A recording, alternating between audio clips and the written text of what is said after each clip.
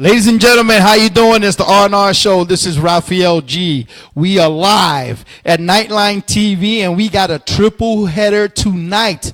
Tonight on Turbo Talk, I have Howie Timberche in the building. Ladies, this is the one you guys been waiting for. And of course, from LAW, the #1 contender for the United States Heavyweight Championship, Joey Ace is in the building. And later on tonight, put the kids to sleep. He's in the building also. E.L. Discipline with his new book, The Seduction of Discipline, is in the house.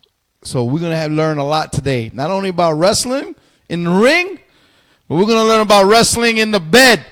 This is Raphael G on the R&R Show. We'll be right back with Howie Timberche.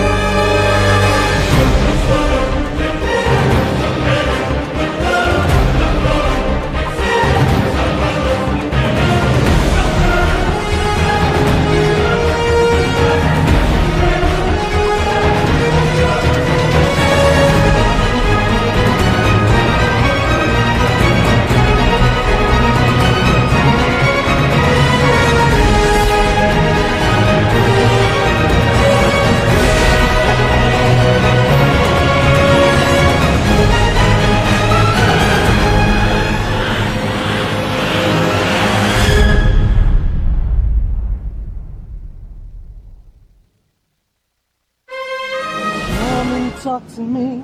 I really wanna meet you. Can I talk to you? I really wanna know you. Howie Timberche here, the scarf wearing, singing sensation from NYC. I hear there's a show out there that allows special talents like myself to show off their skills. Long story short, Timberche's about to stop by the R&R Show. We're on ready for a little turnbuckle talk. They say, hey, Timberche, ladies can't get enough of you. I say, that's where you're wrong, my friend. Howie Timberche can't get enough of Howie Timberche. So put your feet up, grab a cold one, because it's about to get hot. Get your towels ready, get your mops ready, because it's about to get wet. We're going to get raw.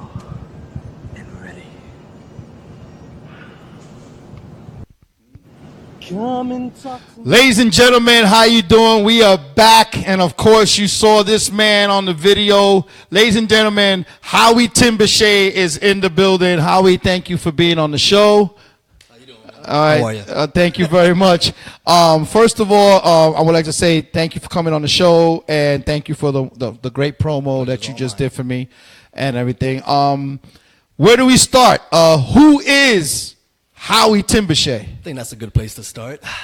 Who's Howie Timberche? Howie Timberche is someone who, from day one, has been singing. He's basically a singing sensation. Whether you like it or not, whether you want to hear me or not, I'm going to sing to you. And for those, as far as the ring goes, I'm going to beat you down, and I'm going to grab your ear, if you won't lend it to me in the first place, and I am going to let you hear it. Bad or good or indifferent. You're going to hear me, and you're going to get an example a little bit later on. So okay. Don't worry about that. Okay, Howie. Okay. So you've been wrestling how many years now? For 7, 8 years. Going on 8 years right now. 7, 8 years? Since 2009, yeah. Since 2009, yeah. And you've seen that road that a lot of independent wrestlers see, the pros and the cons. A lot of pros, a lot of cons. You know, you fight through it all. A lot of injuries. Luckily, God bless, I haven't had any yet. Okay. But yeah, I've seen quite a bit. Okay. Well, tell us about your career. How was Howie Timberche born into wrestling? Howie Timberche. Well, Howie Timberche came later on. Okay. When I started out as just myself. You know, in 2009, I trained with Johnny Rods. Okay. Police in the gym. Great trainer, Hall of Famer, all that, and. My thing there was just about training, getting the mechanics in, getting those reps in, as far as just taking your bumps, feeling the pain, working through the pain. And that's what toughened me up. as well as sitting down in the office and listening to Johnny talk about his philosophy and you know, how it was back then versus how it is today. And, you know, you pick his brain. So you're basically, you know, comparing and contrasting his point of view with your point of view, and you take what you can from that. Okay. All right. Now, Howie, your persona. You have this machismo way of talking to people. Now, how do you intimidate your opponents in the ring with that? Let me just start off by removing this vest. Someone suggested I wear it, but okay, all right. As we go on with this interview, I think I'm just gonna relax and let loose. Yeah. Get a little raw. There you go. The show's called Raw Already, ladies and gentlemen. The ladies, if you're watching, this is the man to watch right now.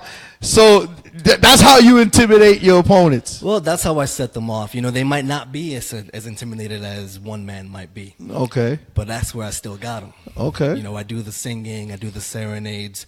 Oh, you're not going to take me now. You hear my name, Howie Timberche. What kind of a name is that? Yeah. That's where I got you. Because once that bell rings, I got you with your guard down. That's it. Then what you going to do? That's it. That's it. How many? Okay, let me ask you this. I know a lot of wrestlers have female valets. Let's be honest. How many you stole?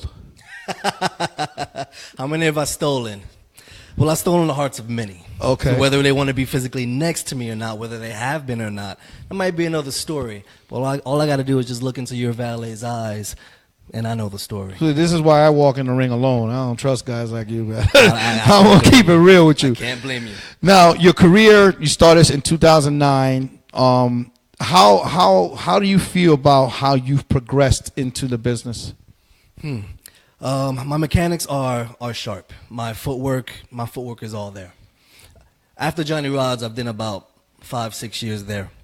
And although I still periodically go there and visit and train and help new guys out, but then I had to go to the outside and see what was out there. So I met a guy named Damian Adams who goes by Team Adams Academy up in New Jersey. He's been helping me a lot as far as, you know, strategy and psychology and another way of he basically continues the old school philosophy, which I love. Right. You know, less is more, all that stuff, getting the most mileage as you can out of everything you do. I move this way one step. Why am I doing that? There's a reason. And that's what I'm sharpening up right now. As far as mechanics, I got to say I'm flawless. But then there's the other side of the game that I'm just improving more and more on, and I'm just adding to myself. Okay.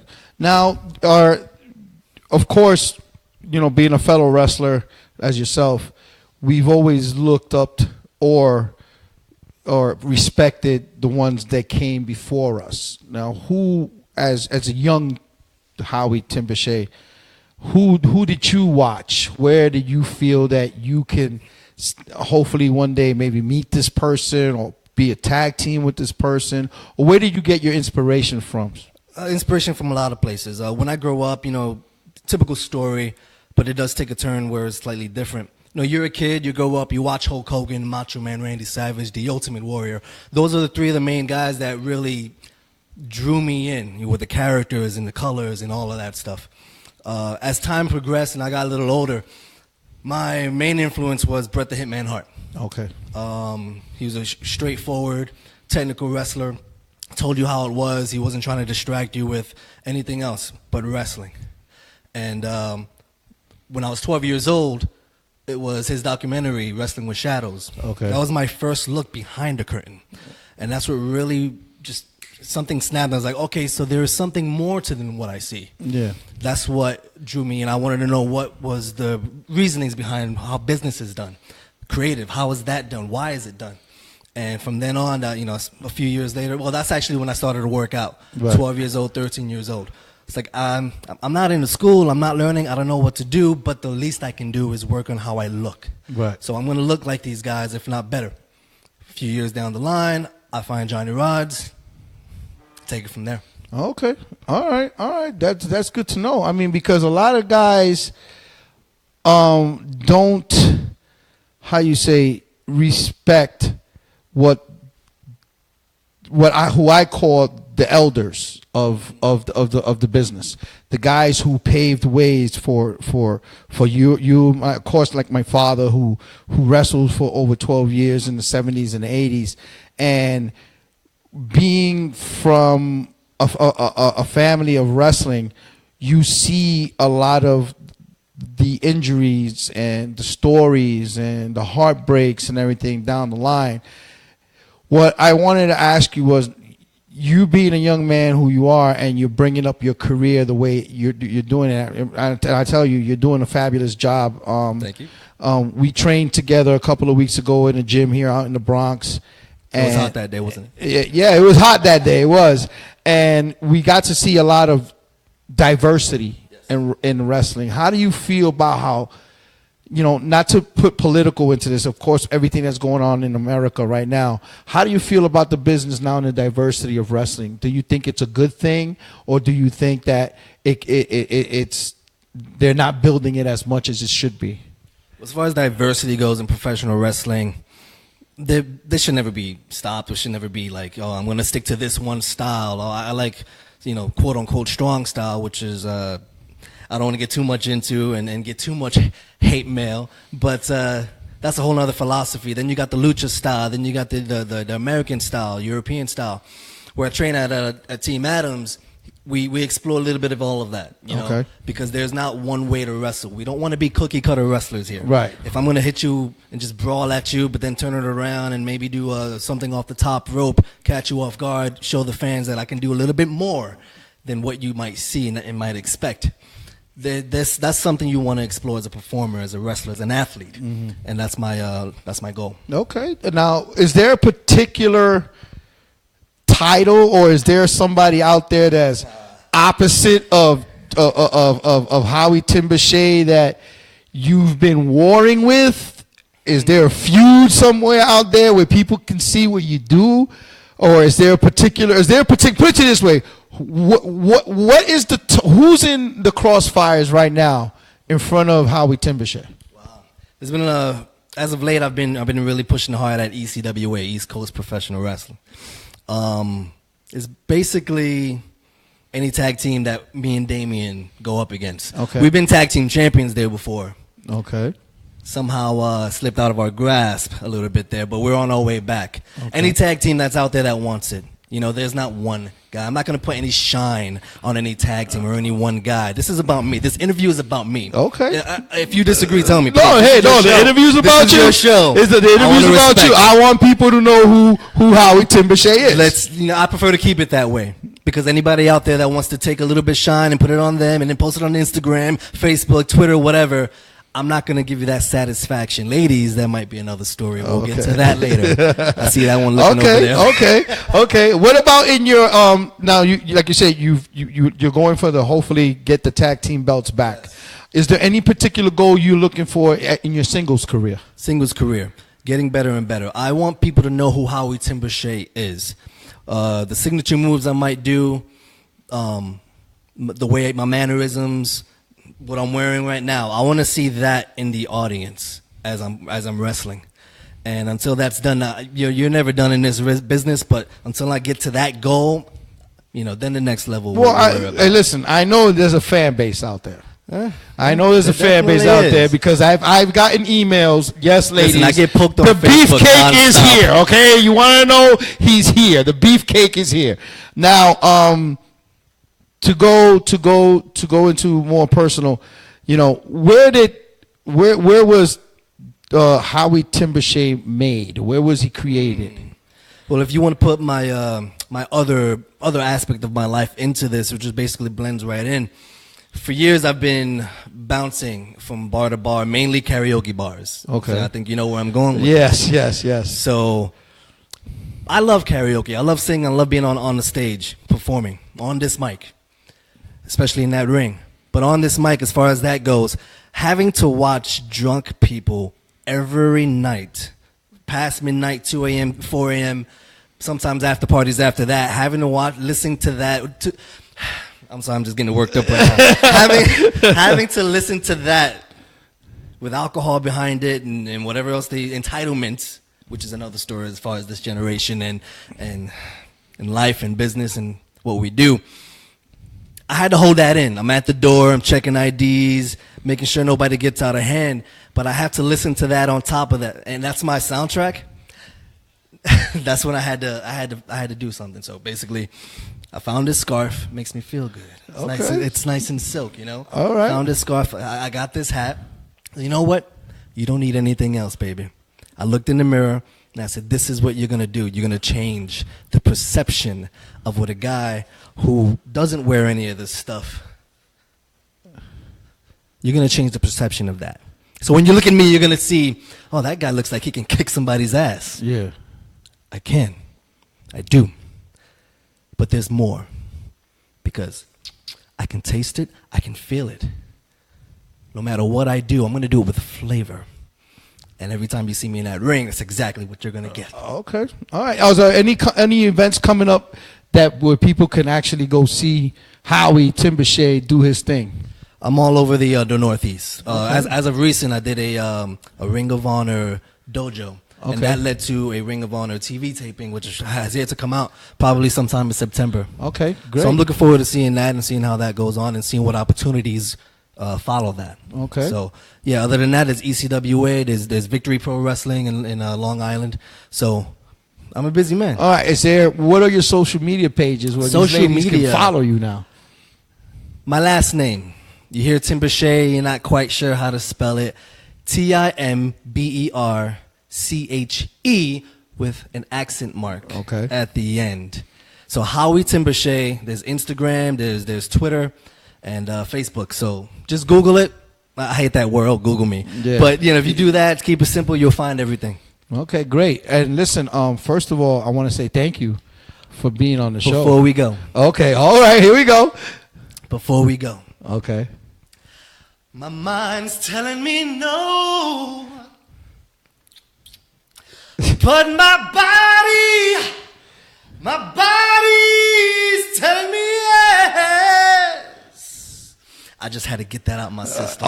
Ladies and gentlemen, the one and only Howie Timberche, thank you so much, man. Thank you for having me. And I hope to see you soon in a card that we can work together. Definitely. And everything. The best of luck with your future. Ladies and gentlemen, the future of independent wrestling is sitting right next to me right now. And again, we hope to have you again. Hopefully one day you come here with a strap on. And not that strap on. In wrestling terms, it's a belt. It's a belt. It's a belt. Okay, it's a belt. In wrestling terms, it's a belt. Let's calm ourselves. Calm yourself, ladies. He's not using other toys. All right. But again, Howie Timberche. But not that freaky. Okay, Justin Timberche in the house. Thank you so much, my brother. And I wish you the best. And we hope to see you soon. Hopefully, like I said, one of the cards I'm working on, maybe we can get together and make some magic. I can't sing, but maybe I can play a guitar or something for you. There's always room in the back. All right. It's the R&R Show, Turnbuckle Talk. We'll be right back with the #1 contender for the United States Heavyweight Championship for LAW, Joey Ace. This is the R&R Show, Turnbuckle Talk. We'll be right back after this. But what's going on here? Bronco is thinking of something. Bronco is supposed to be a partner of Merengue, and he's just letting him get beaten in there. To set the record straight, BWF is not here to conquer territories. BWF is here to pick a fight. You and your chance to do what's best and make this right. But I saw right through this evil as you. Well, I know you're right. What? I can't tell you.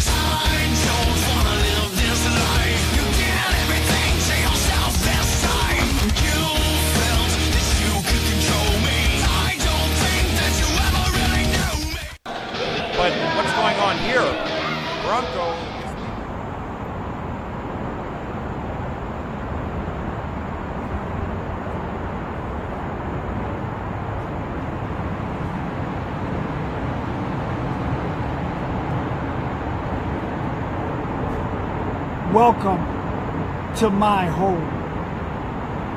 For those of you who don't know, I am the Wolf of Wrestling, legendary action wrestling United States champion Aramis La Paz.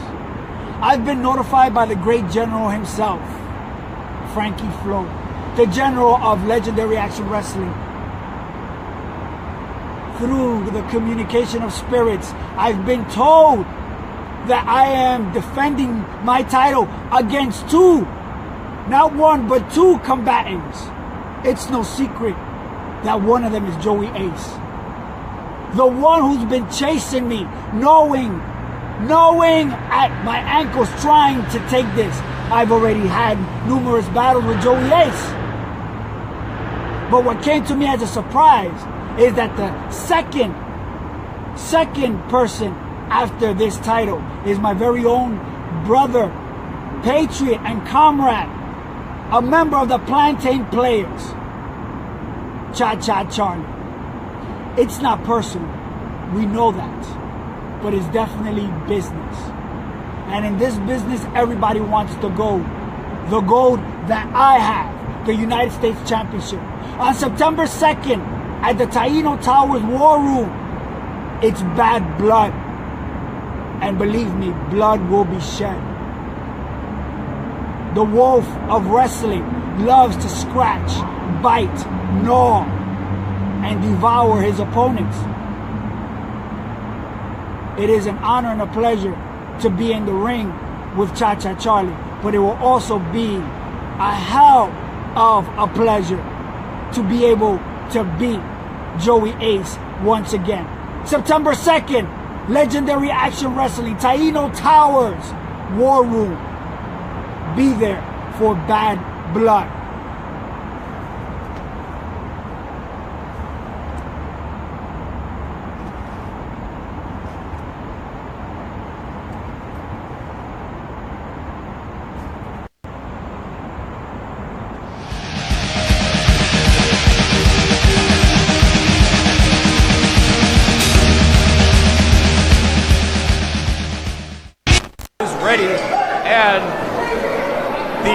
Is officially underway.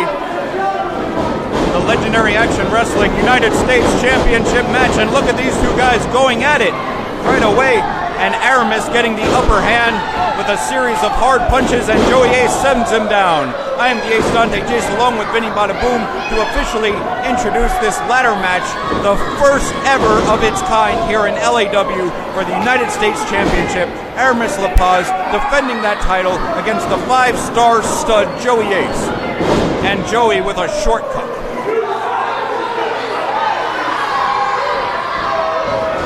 Now these men have quite the rivalry. Joey Ace just trying to manhandle Aramis at the moment, tossing him into that steel ring post. Bear handling, wolf handling, not man handling. Oh, good point. He is the lone wolf, Vinny. And Aramis La Paz fighting back with a chop and a punch, sending Joey Ace down. And Aramis backs up, head of steam. Oh! Joey Ace sends him into that steel ring post. And Aramis La Paz crumpling to the ground in a heap of pain.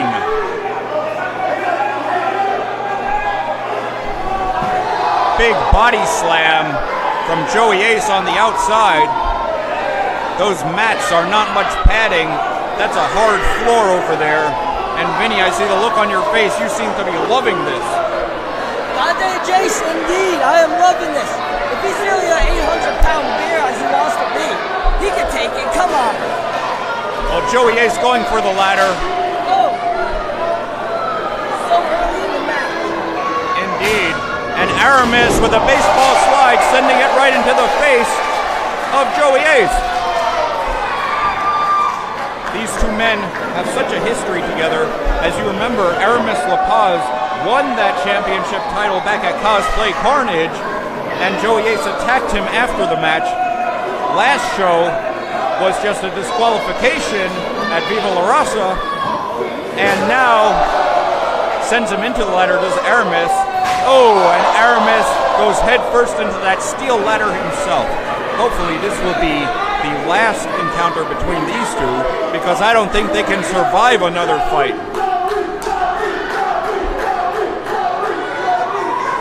Joey does have his contingent of fans here as well, but Aramis Lapaz is beloved by many of the fans here at Taino Towers. He's going to have to fight back from this. This is animal cruelty, but in this case, I'm loving it, like McDonald's. Ba-da-ba-ba-ba. Again with the singing, Vinny. Vinny, you are ridiculous. Hey, I can sing, I can fight. I can go in right now if you want. Joey Ace with the ladder. I'm just going to ignore your ridiculousness. He sets up the ladder. Joey Ace climbing those rungs, reaching for the United States Championship. Oh, Aramis able to put a stop to that, sending Joey down, and the lone wolf now sets the ladder up. The military veteran having a hard time climbing that ladder because his back has been battered, fighting Joey off.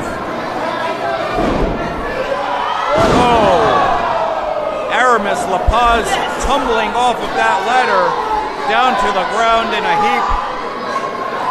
And this may be Joey's chance to take advantage and win the match. Stomping on the hand. Just ruthless, a ruthless attack by Joey Ace. Oh, and he's got a second ladder. What is this? Oh, tossing it onto the back of Aramis Lapaz. That steel ladder crashing down on his spine. Right out in front of us, the two men do battle. Tossed back in the ring is Aramis. Joey Ace threatening the fans.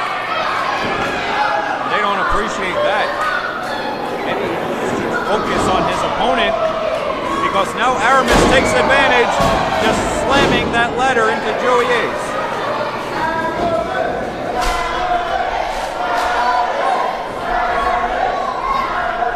Aramis Lapaz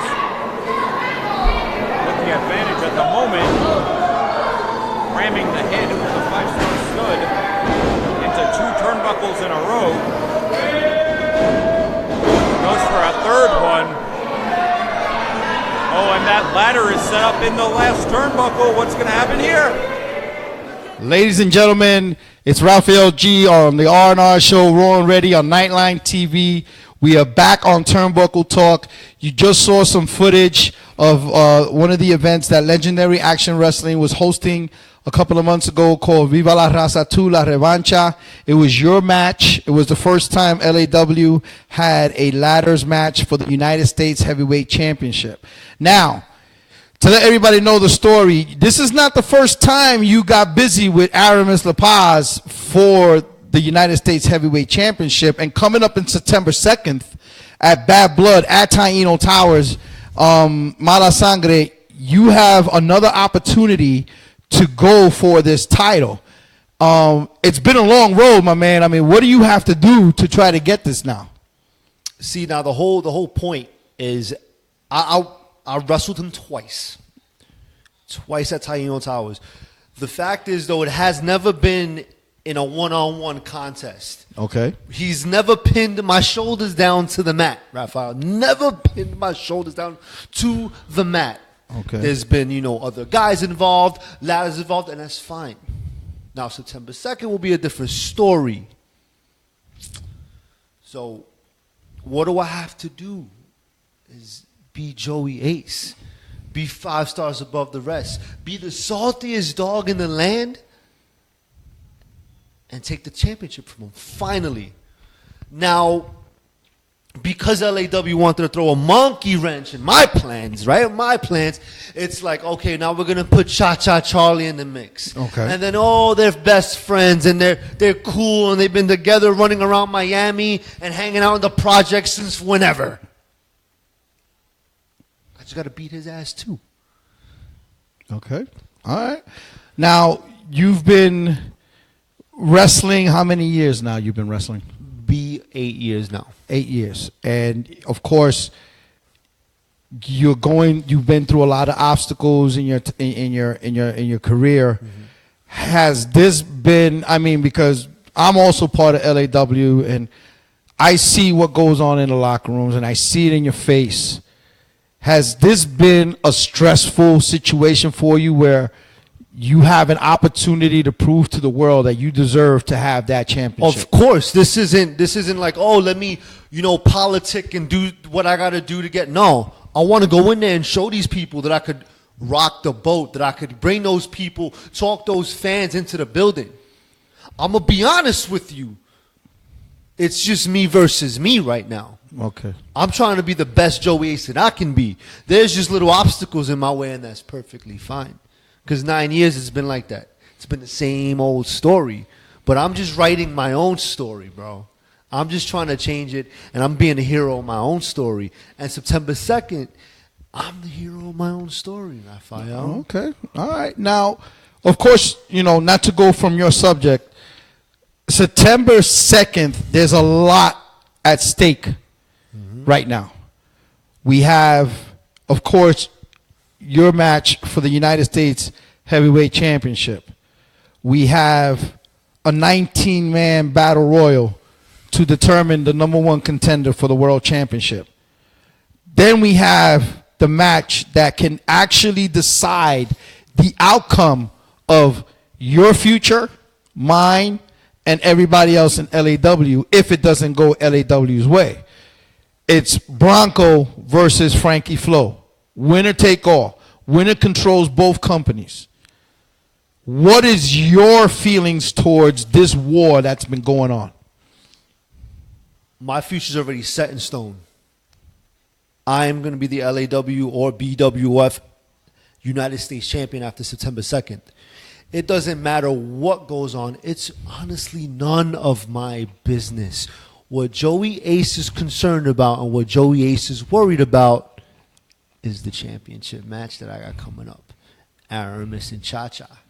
That's my concern. What happens after with everything else happens. Okay. But the 5-star stud is going to walk in there, be the saltiest dog he can be, and walk out the champ. Okay. That's it.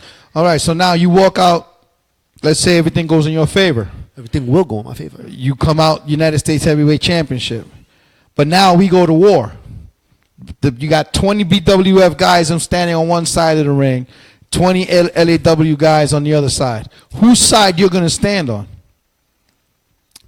That's a hard question. Well, it's really not that hard because when you look back at the track record of when I was at BWF and then I'm at LAW, you know what side I'm on? What side you on? Saltiest dogs of the land, right here, the 5-star stud side, Joey Ace's side, with that championship slung over his shoulder. That's all that matters to me. I'm not here to pick sides. I'm not here to go, entertain your questions of what's going to happen when this 19-man battle royal goes down. You're going to have this main event with X versus X. Nah. This is how I feel.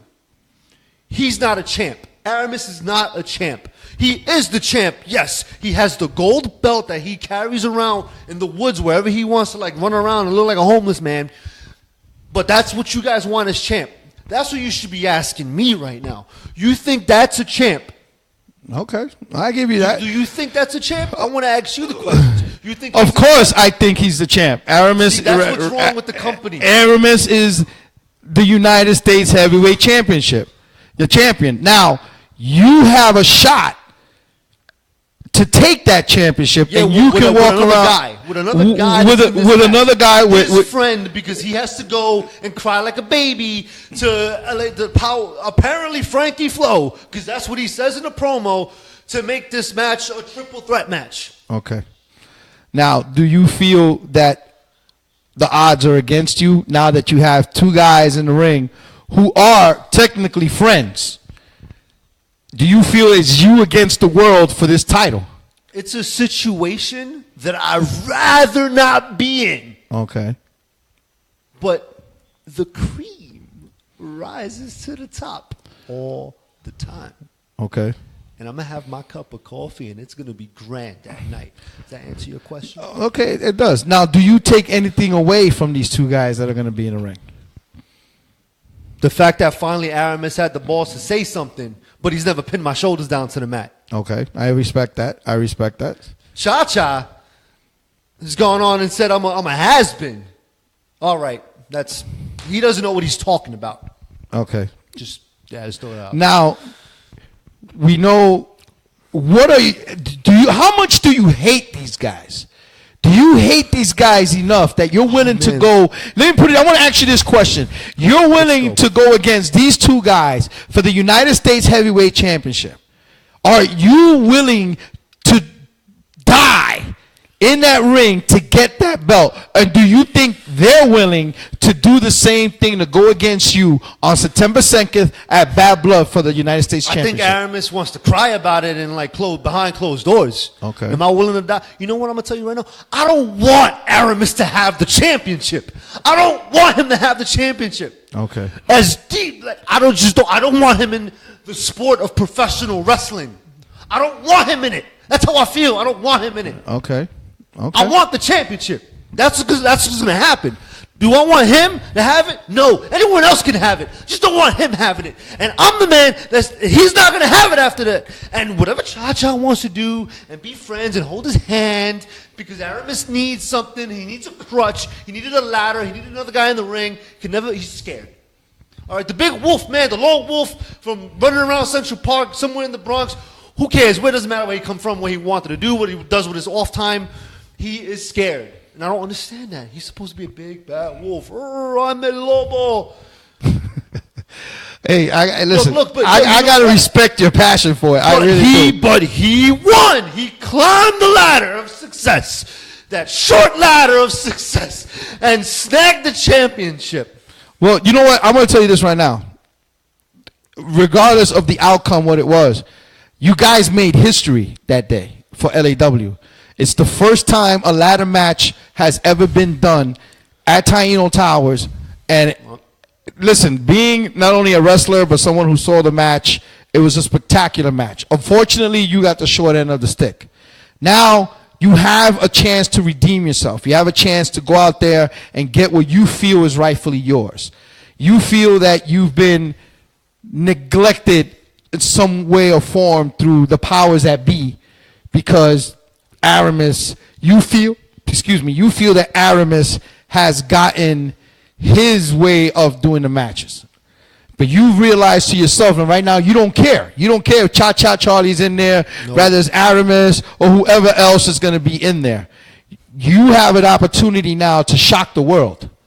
Do you have it? Do you feel inside you that this is the one that you've been waiting for? This is the match, the type of match you've been waiting for to prove to the world that you deserve to have this championship.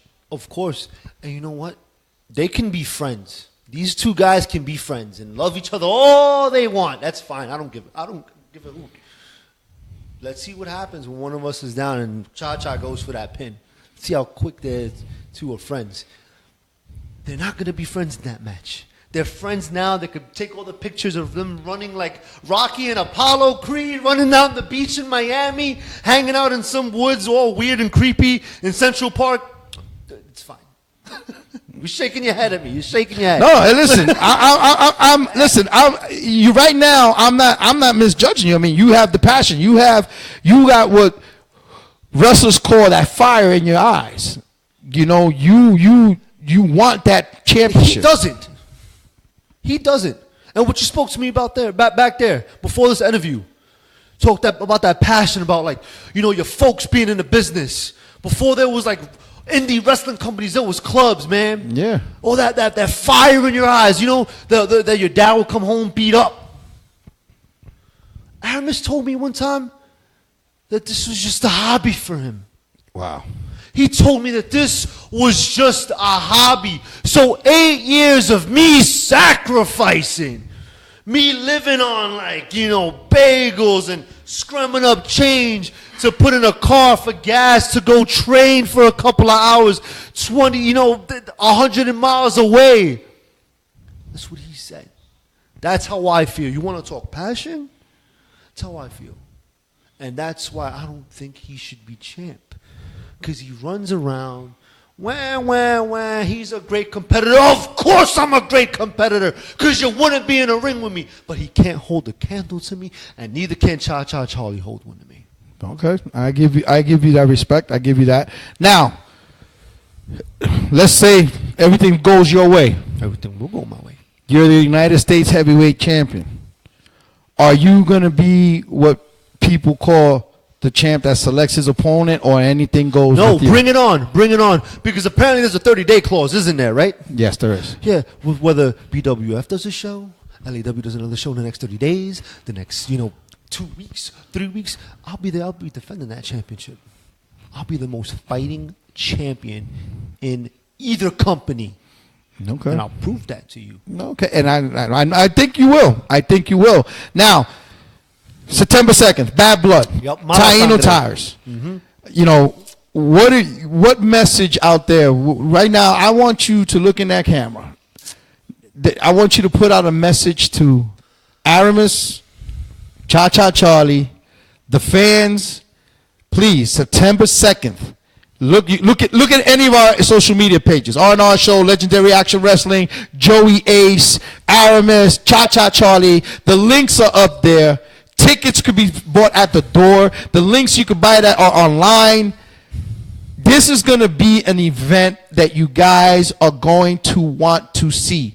It's on September 2nd, Labor Day weekend, the weekend where all hard-working people deserve to take that extra day off. You're going to be able to watch a wrestling match on Saturday. Go home, have your barbecue Sunday, talk about what you saw Saturday, and still watch the videos and the replays and the pictures on Monday. And you're going to go back home Tuesday saying this. What are the people going to be going home saying on Tuesday, Joey? I'm going to close my eyes for a second, Raphael, and I'm going to look into the camera, and I'm going to open my eyes. I'm going to let the whole Legendary Action Wrestling world know this. I will single-handedly change the game of professional wrestling in New York City. September the 2nd, Taino Towers once again brings to you a premier event. Mala Sangre, it's the 5-star stud, the saltiest dog in the land. Joey Ace once again in the championship match. United States title on the line. Aramis La Paz, you are not walking out that. You are not walking out the champ. And Cha-Cha, I feel so sorry for you being in this match. You don't deserve the beatdown that you're going to get from the heart-stopping, elbow-dropping, hashtag place your bets, because I am 5 stars above the rest.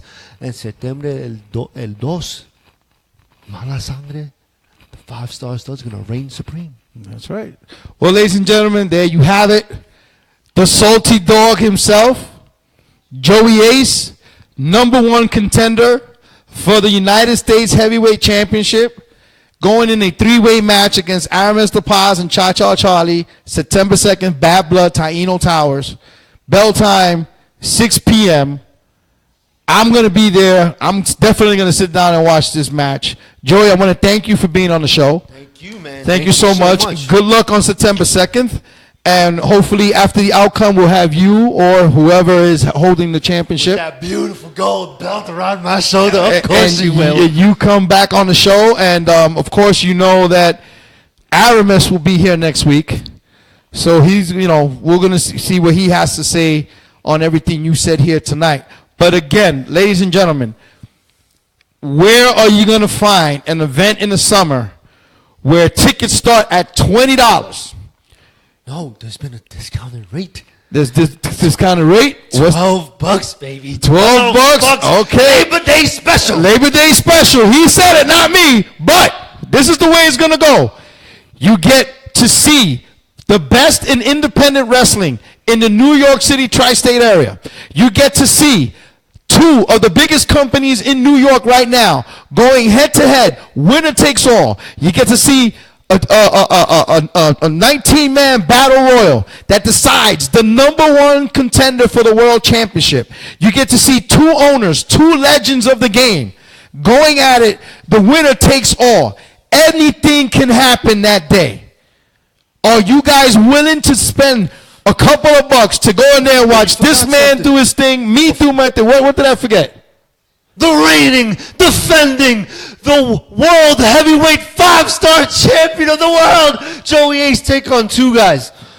Aramis La Paz and Cha-Cha Charlie. Yes, that's Joey Ace. I'm Raphael G. This is Turnbuckle Talk, and when we come back, ladies, we're going to do it again. E.L. Discipline is here with his book, and we're going to have a lot of fun. So, again, September 2nd, log on, be alert. We still got more weeks, a couple of weeks to go before this big event. And anything can happen on September 2nd. Again, Joey, thank you so much for being on the show. This is the R&R Show, Turnbuckle Talk. We'll be right back after this.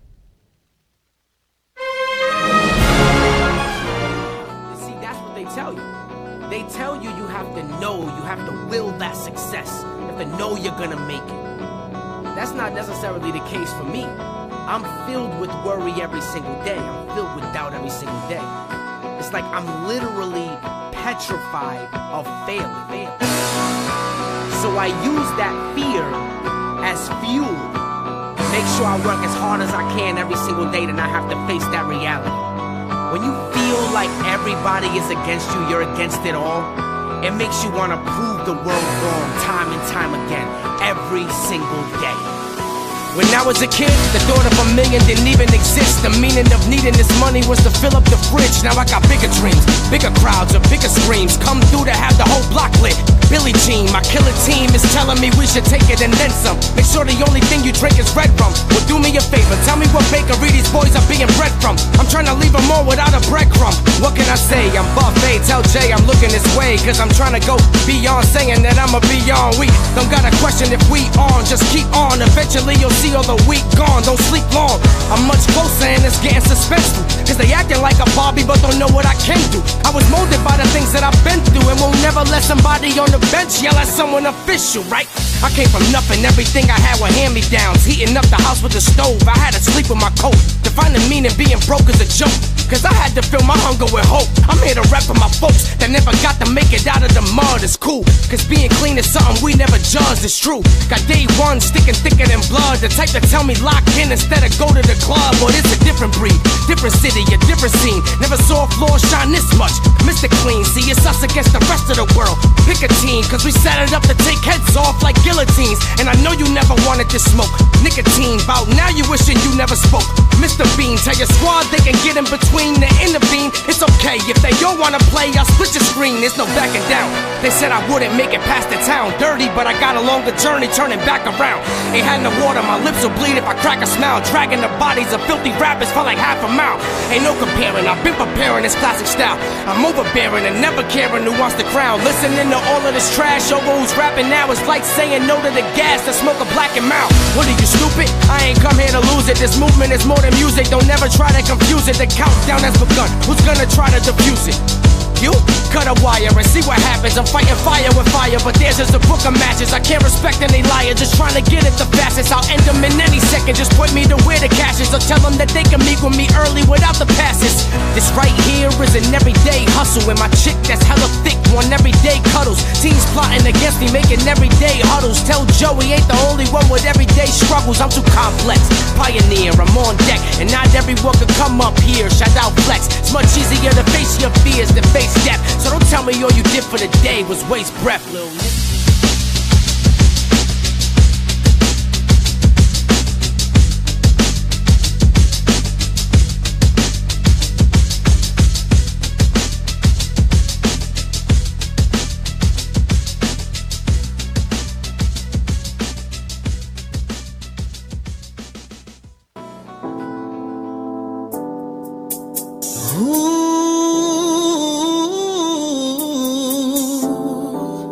Love me.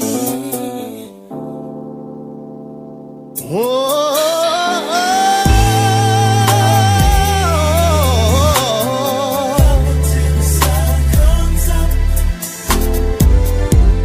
Don't stop. No. Do it till you get enough. Take me. Do whatever you want to do. Make some love. I love. Good to you.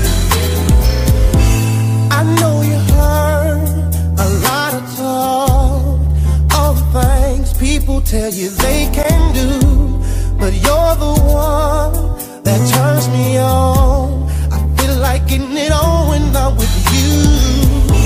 Now I can do a lot of things others may never even try. Your every fantasy, let's make it happen. I want you to love me, girl. Love me. Love me.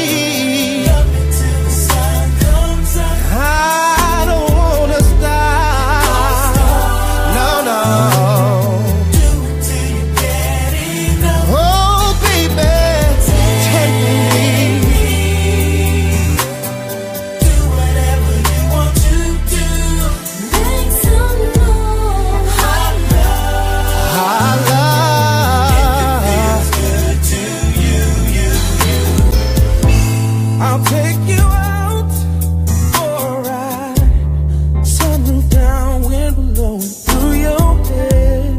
Holding you, loving you, touching you, kissing you everywhere. Now we can stop, slow it down. I know the feeling's getting real strong, but if you want it, say the word. We can ride until the morning comes.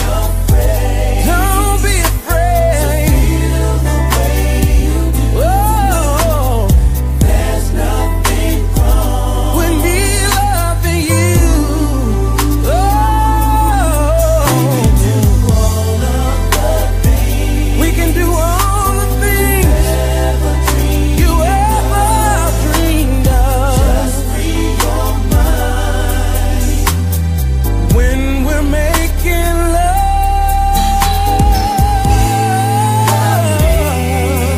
love me. Love me till the sun comes up. I don't wanna stop. Don't stop. No, no. Do it till you get enough. Oh, take me, baby. Do whatever.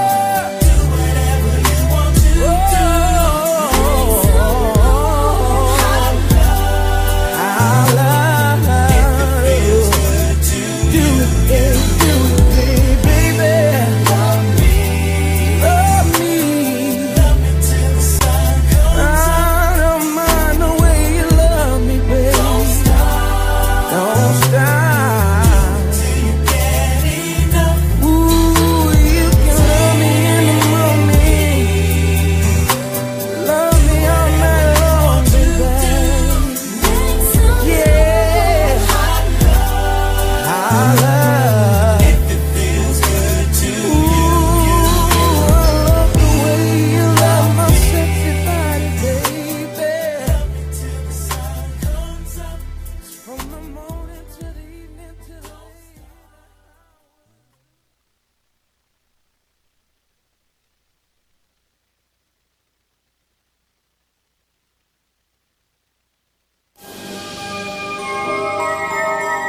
See, they don't want to see you get money, young. They want to see you do it like them. See, everybody love you until you doing better. So you know what you got to do in return? What I'm saying, do you know what you got to do in return, bro? Ha. Don't let it breathe. Have my city choke shot, niggas going low-cut. Now everybody love the coca. Identity crisis, raising my prices when it comes to flows, nigga, I'm nicest. Outside of Rose, ain't nobody in my city. Fuck you with me if a nigga got some pressure, come and get me. Cause I'ma put the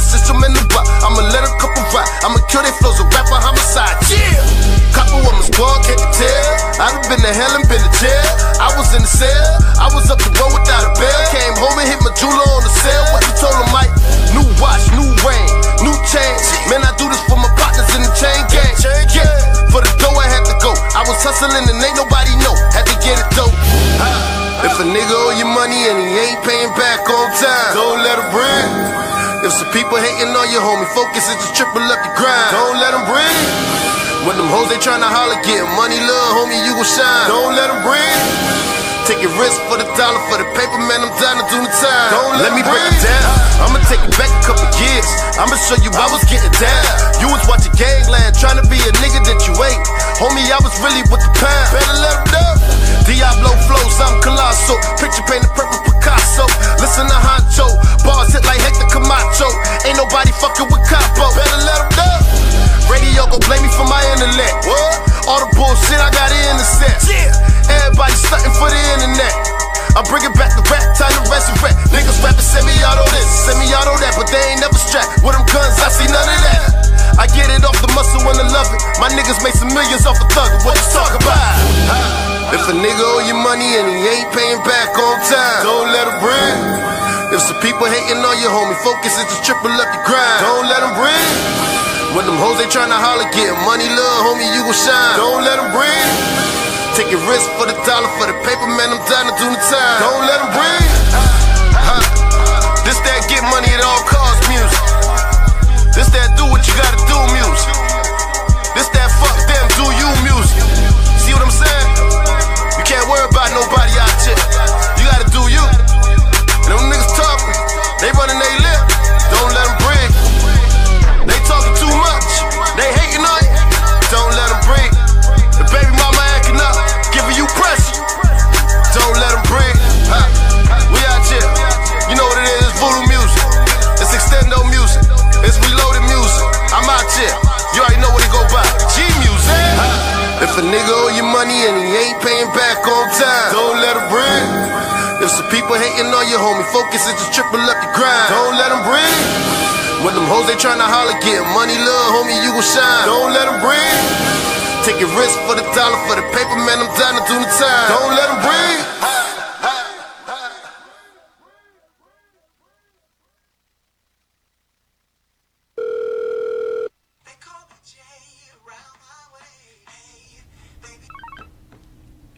Hello. Hey, what's going on with you? Hey, baby. How you doing? I'm good. Just sitting here thinking about you. Yeah, I've been thinking about you all night. Yeah. What you wearing? Why don't you come find out? You got jokes, huh? Alright, let me handle some business and I'll be right there. Okay, I'll be waiting for you. I can't wait to see you. Peace. Beat it up, hanging off the headboard, knocking. If you want it, I can beat it up, hanging off the headboard, knocking. You are romance, baby, but you have no idea what it is. Sex ain't better than making up. Let me show you what you've been missing. I'm gonna love you down. And all the sound.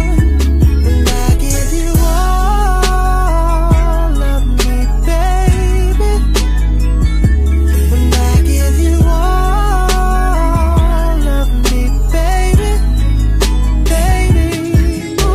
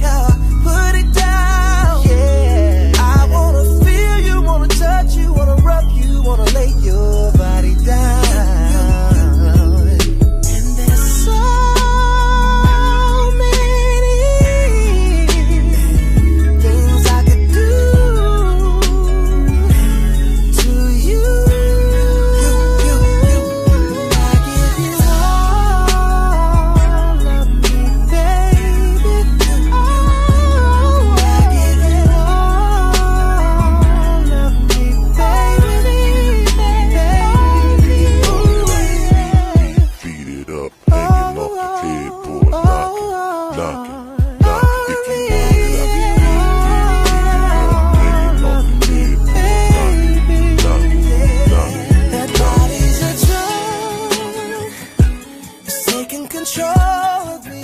You. I can feel it in my body, babe. Just let it take over me, yeah.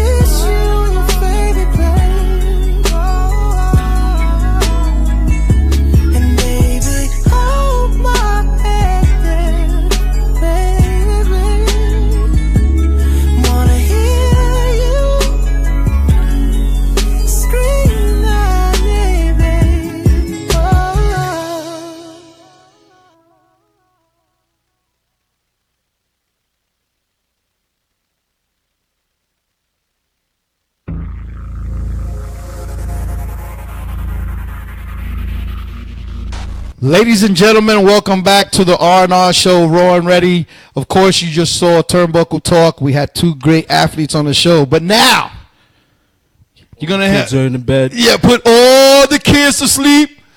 All you lonely housewives that the man is working overnight construction of Tyboro Bridge and shit, not doing nothing. Guess who I got in the house today? He has been on the show more than half of the guests I've ever had on the show in 12 years. Be accurate. 4 times. 4 time. He is the 4-time visitors champion.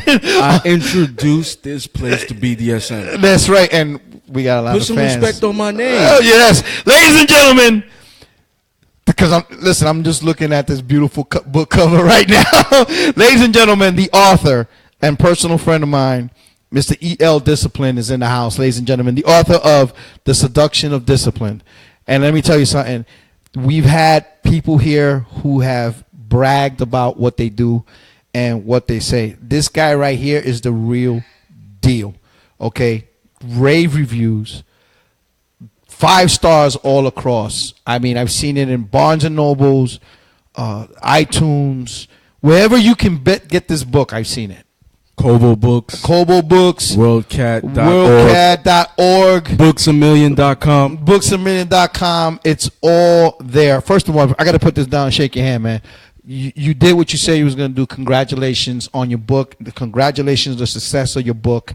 Kiddo, you've been on this show 4 times. 4 times, man. Right. 4 times. He's been here 4 freaking times. I don't want to drop the book. It's disrespect. 4 freaking times. And every time he's gotten here, he's given us nothing but knowledge on the world that he to me that he conquered. Okay, No, I want to come here humbly, no disrespect. Bullshit! He conquered it. He conquered it. This guy, you don't understand. R&R Show. Shout out to the R&R Show. The privilege that they have blessed me in order to be able to come here and showcase my talent. Thank you. Thank you very much. I see a lot of changes. Yes, and it's all for the better. As independent performers and independent instructors and everything that we do, this is all we have is each other. And to be honored to have you here today with this beautiful book. And ladies and gentlemen, I'm telling you, somebody getting pregnant. That's all I'm going to say. I don't know who it is, but it ain't going to be me. But somebody going to get pregnant. This is real stuff here. This is what the show is about. Now, going into the book, you've been here on the show. Everybody knows your history and what you do and why you do it. and you have been one of the pioneers on this show that really has gone out to show the world what you do. That, you know, unfortunately, a lot of people in your business don't want to come out publicly. Yeah, it's still taboo. Right, it's still taboo to them. And of course, you and Miss Ethel, who have been on the show, are the only two in this business that I've seen personally, met personally, that have come out and proudly announced what you guys do. Now, you want to talk about the cover? That's what you want to talk no, about. there's something I want to say. There's a story I want to say, and I hope you don't mind I say this. The last time you were on the show, you and I spoke privately, and I don't mean to put you on blast. This young man came and told me, Ralph, I'm going to write a book. I'm going to write a book. I'm not going to tell you the name of it, but I'm going to write a book, and I'm going to put it out there for the world to see, and I'm going to shock the world. I saw the passion in your eyes when you told me that. And ladies and gentlemen, he wasn't lying. Go online. All the sites that we said, go online. People from all over the country, all over the world are reading this book. Okay? And who has him on the show? The R&R Show. Who has him? Nightline TV. He's not on these commercial places talking, because they wouldn't have a guy like this on there. And not to cut you off, no disrespect, but the reality is we don't really care who buys the book at this point. Mm-hmm. Like, look at it this way, right? Let's say we had about 100 viewers tonight. You know, we have more than that. Mm-hmm. But let's say hypothetically we have about 100 viewers tonight, and 50 of them just are looking at this, viewing this, and saying, "Fuck it." Yeah. 50 are gonna buy in. Yeah. Now let's say that 50 refers 5 people. That's 250 people. Yeah. So fuck the 50. Yeah, exactly. Because the reality is, when this book, you know, the magnitude of it, and it, you know, elevates to where I expect and where we all expect, those 50 people are gonna be like, "Oh, now I'm buying in." Yeah. Now, the book is here. It's finally here in our hands. And what made you want to do this? I want the world to know, despite everything that you do and all the success you already have, what made you do this book? Like, what gave you the desire to say, I'm going to put everything out there now? I created this book as a platform, you know, for people to know what the BDSM relationship entails. Mm-hmm. You know, the truest form, you know, not anything you've seen prior to this that has brainwashed you and gave you a cheap thrill. Like, you know, when I first introduced this show to BDSM, you know, and I brought a totally different perspective. You guys probably thought this was some kinky sex shit. No, you opened up a lot of walls and a lot of, you know, a lot of doors. Shit. You opened up a lot of stuff with everything that you know, when we brought you on the show, we wanted people to see you. We wanted the people to understand this man's a human being too. What he does is what a lot of people desire, but are too afraid to say it. You understand what I'm saying? And you've been on the show 4 times, and you actually opened up a lot of closed doors to people who were naive about this. You understand what I'm saying? This is what this book is, you know, this is what this book entails. This is a book that will eradicate any misconception you have pertaining to BDSM. Right. Because we want people to understand it's not about putting somebody in chains and not having a satisfaction with that same person. Because of the experiences that you have spoken to us before, there's a lot of us that are not admitting that this is a turn on. There's a lot of us that'll, in front of people, be like, "Oh, that's disgusting," or paraphilias. Yeah, that's exactly what's in the book. Paraphilias, and we all have different paraphilias, you know. And at the end of the day, you don't really know what you like. You just know you like it. Yeah. You know, and this is the thing in the book. I'm very, you know, it's very explanatory and descriptive, and I do that on purpose because when we go to school, they teach us how to add 2 + 2, but they don't tell us why. Yeah. You know what I mean? Like when you go to school, they don't prepare you for life. You know, when we talk about dominance, when we talk about confidence, that's not something you can learn in school, and you can't have a head start. Right. You know, this is a book that explains it step by step. You know, I have stories, and then I have education. And I have stories, and I have education. Now, let me ask you this. Before we get started, some of the chapters of the book, I know there's some people, I believe, that helped you with this. Now, would you like to say something to them? Daphne, shout out to Daphne. That's about it. Okay. Between you see, like, everyone, you've seen celebrities. You Yeah. know, they put out books.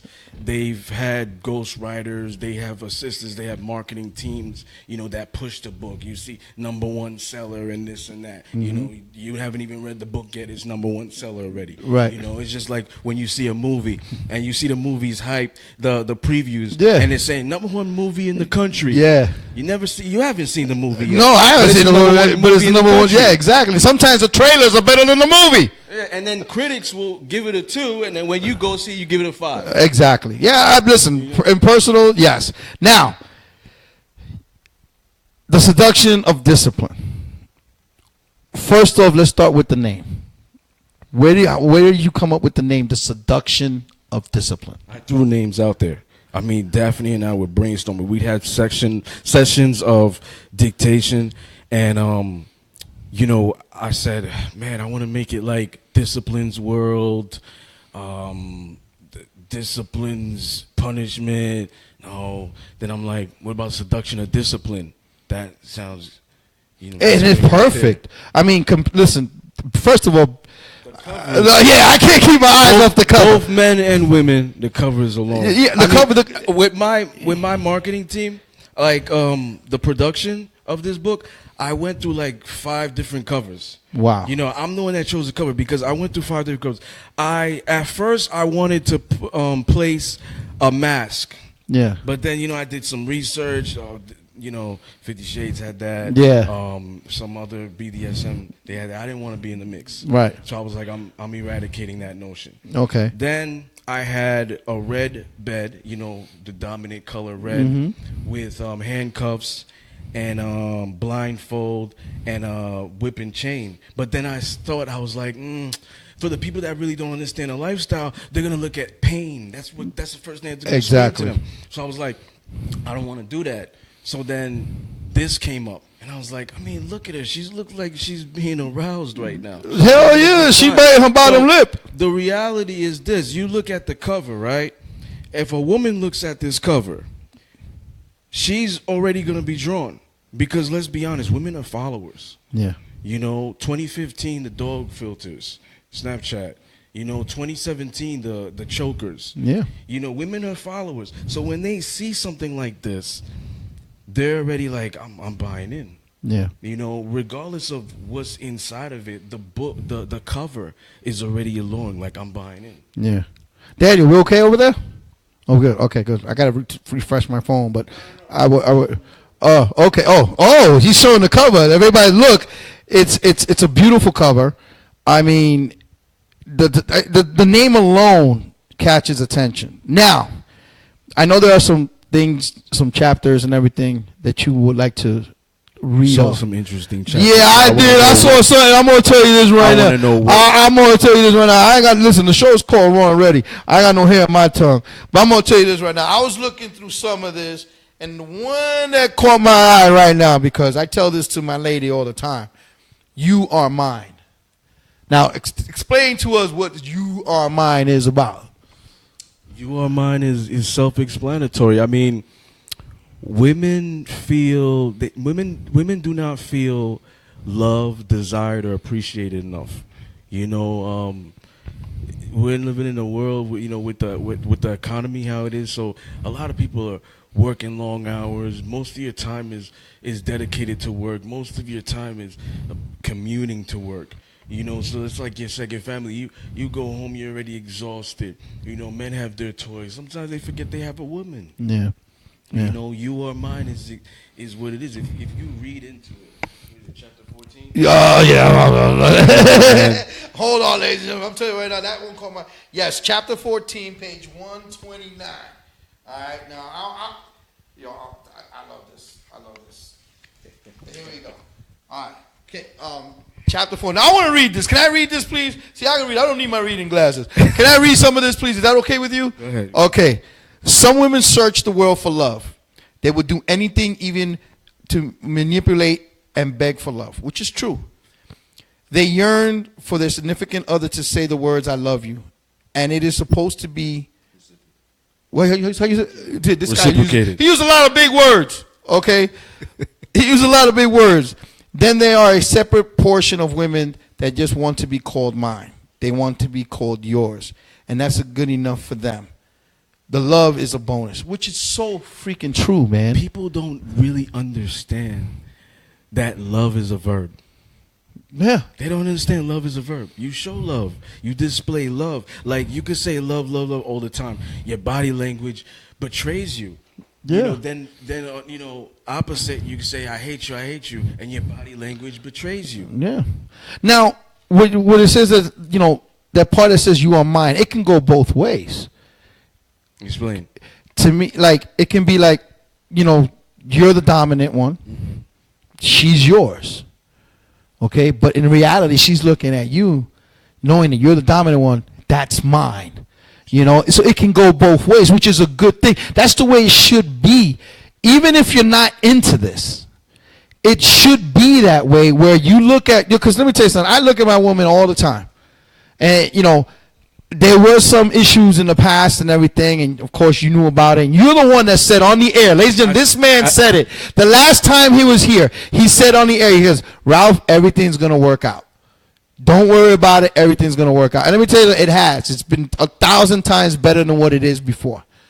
And when you look at somebody, rather, like I said, if you're not into this, whatever you're into, when you can look at somebody, and she could be in her house sandals, nightgown, cleaning the garbage, whatever, and you can say, that's mine.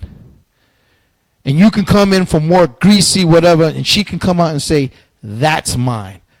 That's what that caught my eye. Yeah. You show it. You display it. Like, it's passion. Passion changes everything.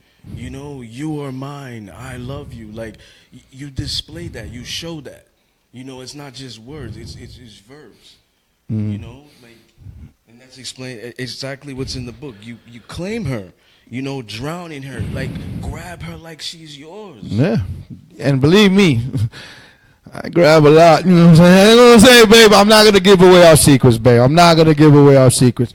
But I want to this. I know. Listen, man, you have so much great stuff here. There's another one that I want to talk to you about. Chapter 4, Damaged. Please explain. I love Damaged. I feel every single person is damaged in some sort, whether it's physical, emotional, psychological. Damaged people gravitate towards each other. That's just what it is. I always say the person who hurts you is the person that will heal you. Right. Like, we always gravitate to what was detriment to whatever it was with us. Right. That's the only way that it's going to be fixed. Right. Now, that's what Damaged is about. Which one here do I like? Is the one that you are most proud of? I know you're proud of the whole book, but there's got to be one in here that touched you, that you had to put this on paper. There's a few. You're right. I can't really choose one. I have number 8. Look me in my eyes when I fuck you. Power. 13. Number 2. What to expect from a king. Life of a dominant. Number 5. Seduction of discipline. The power of conversation. I have so many like now, that. That one that I want to ask you something about Girls, this Bad one. Boys. Yeah. I spent a lot of time on Good Girls, Bad Boys. Okay. I feel like we're in a day and age where the masculinity is deteriorating. Okay. And this is a book. This is a chapter for men. I have a lot of plenty different chapters in here for men, but this is a chapter for men because I explained why the nice guy finished last. You ever heard that cliche? Yeah. Obviously, nice guys finish Yeah, last. absolutely. And I go into depth in the book why nice guys finish last. Why is it that good girls gravitate towards bad boys? Polarity. Okay. That's why. The magnetic energy that we don't know of, we are unaware of. Every cell in your being is eavesdropping on your thoughts as we speak. That's true. You are the universe. Yeah. You You're absolutely you right. You attract what you want, what you put in your mind, and your body reacts to it. You know, you could be a good girl, shy girl, whatever. You go to a store, and all of a sudden, an alpha male happens to be in aisle 8 where you are. Okay.